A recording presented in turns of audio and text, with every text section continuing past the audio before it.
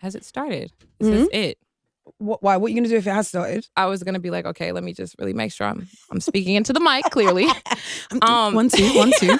How are your shows, by the way? I don't think it fully caught me that we did 4,000 tickets. It's crazy. I've never done that even in my hometown. I've never done that many tickets. Oh, really? No. Were they good fans? Amazing. Okay. Incredible. Right. Incredible. Every time I come to London, they're incredible. What's your favorite type of crowd?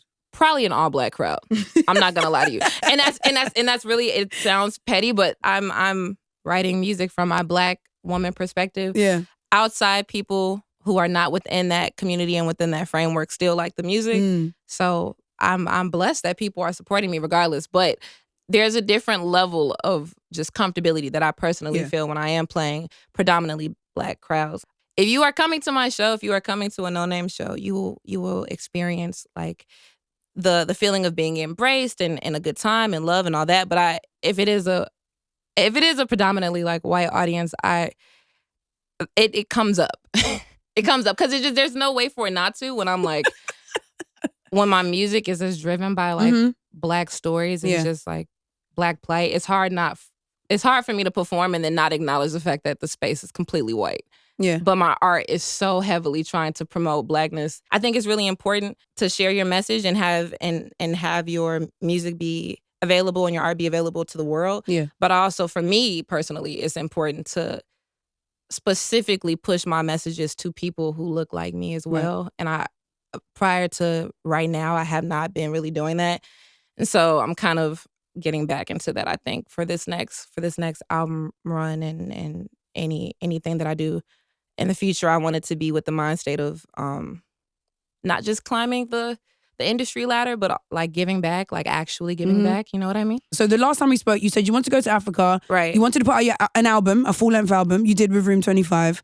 You wanted to work with Anderson .Paak and Robert Glasper and Knowledge. Right. Now I know you're going on tour with Anderson .Paak. Going on tour. We weren't able to work together. But he is. I feel like you're closer though. Yes. Yeah? That's the homie. He's really, really sweet. And I think hopefully maybe one day in the future, if time permits, cool. we will work together. You've still got loads of dates left though in Europe before you head back home, no? Yeah, I'm out here. I'm here for You are out here. I'm here. I'm here for another 4 weeks. Are you missing home? I'm missing my baby, but no.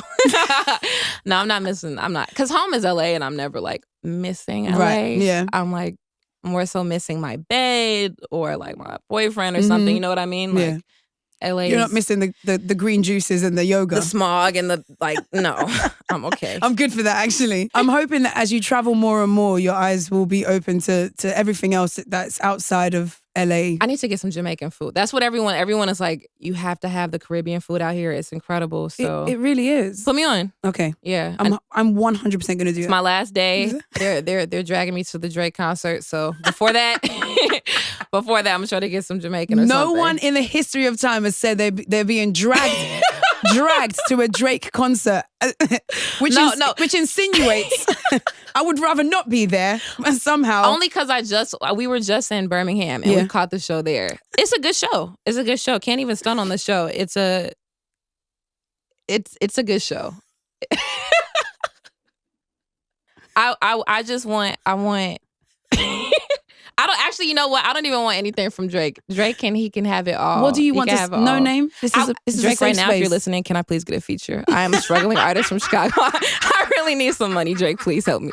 Summer Walker is cool, but rock with me. I've been out here since day one. Oh my goodness. 2010, getting it. Oh wow. That's it. Drake's on the phone. He is. It's happened. He's on the line. He's ready. Okay. Oh my goodness. All right, let's talk about Back Home because I know you've got Sabra on the album. Yep. You've got the homies on the album. I know you. Saba, I'm happy you've got the homies on the album. You know what? There's just the love between you guys just makes me smile, man. It's very rare that you see that, man. Very rare. It is. How much time do you get to actually spend with those guys to catch up with them? Not that much, unfortunately, because Smee just moved to LA. I've been trying to convince Saba to move out there too. So he's a model now. Really? He's professional or Instagram? Well, professional because it's a brand. I saw him his picture was big and huge in the I think it's Tommy. Is it Tommy Hilfiger? Is it Tommy Hilfiger, guys? Yeah, it's crazy. I'm oh my, no one wants to give me a check. Telephone has made the whole world think I'm this bubbly Which queen. is why, guys, like, for everybody no. tapped in, which is why on the first 3 or 4 lines of your Wikipedia says that you lost your virginity at the age of 25. No, it doesn't. I swear. That's just on that. If you go into the Room You're 25 insane. Wikipedia, What? it's like, yeah, Room 25, the first album from Noname. She lost her virginity at the age of 25. I mean, she lives in Los Angeles. And I'm like, whoa. Those are key things to know if you're going to get into my music. You need to know that I was sexually deprived for a really long part of my life. That's where my fans, that's where they come in. It's just sympathy. They just feel so sorry for me. They're just like, we'll give her a tick. She didn't see it until she was, oh my God, somebody pay for her shows, please. It's insane. That's how you sold out 2 shows in London. Absolutely. Guaranteed. Everyone saw the Wikipedia, felt bad for me immediately. So we have to go and support this girl. We have to. She's never had an orgasm. How Somebody crazy give her is money. that though? That like the difference between your mixtape and your album is sexual intercourse. Yep. That's like out the gate. Just a bunch of really vulgar raps. I'm a different person now. What's the most honest out there lyric on the album? On Don't Forget About Me. The second verse, I rap about how I had my breasts done. Mm-hmm. And that was really hard to write about. Did you have to think about it a couple times before? Were you like, am I going to put this in there? Or what was the thought process? So I have this really weird obsessive need to validate my art through like how vulnerable I can get. Okay. It's really goofy and arbitrary. It's good like that you know it though. Yeah, I'm almost too self-aware. Right. But for me, I was like, okay, I know I like being vulnerable in my music. This song is already super vulnerable. This is naturally what my mind is going to write. Right. But I felt myself stopping it. And then I was just like, well, like there also is this importance of holding some things for yourself. You know what I mean? I think it's, as an artist, it's really dangerous to give everything of yourself away. Yeah. Absolutely. And so I was like, I want to be dangerous and risky. and then I wrote about it. Were you drinking Prosecco that day? I was drinking red wine. I definitely was in the studio drinking a lot of red wine with Felix. Yeah. So I was like, they need to know. They need to see the other side of plastic surgery, that it could be. Yeah. But that was pretty difficult to write about because I didn't know how people would take it. And I don't even think most people kind of like got the little bar. I think it's one of those things where it's a little nuanced, I guess. It's a little well, not even that. Coded, but not really that coded. I think in your head, everything's obviously always bigger than it actually is. 1 and 2, the internet, they don't really hold on to things. No, you know, no. That's like we could tweet about that for 4 hours, and then we're tweeting about something else, and it's done. And it's done. Yeah. Have you thought about the people in your life and what it means to them that you have nothing off limits? No. Have you thought about that, especially on the album? Like my family. No.